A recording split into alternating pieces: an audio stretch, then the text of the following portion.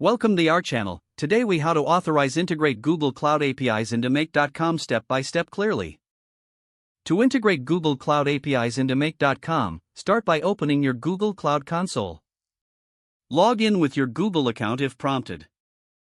Create a new project by clicking on the project drop-down menu at the top. Select New Project from the list.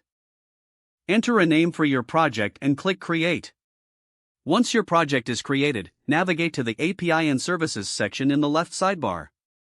Click on Library to find and enable the APIs you need.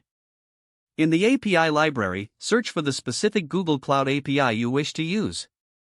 Click on the API and then click the Enable button. After enabling the API, navigate back to the API and Services dashboard. Select Credentials from the left sidebar to create the necessary credentials. Click on Create Credentials, then choose OAuth 2.0 Client IDs.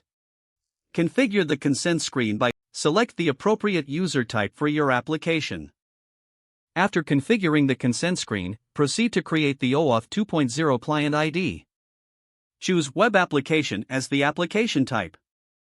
Fill in the authorized redirect URIs with your Make.com webhook URL. After entering the URIs, click Create to generate your credentials.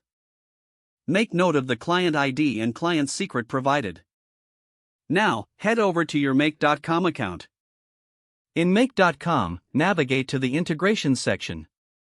Search for Google Cloud in the Integrations list.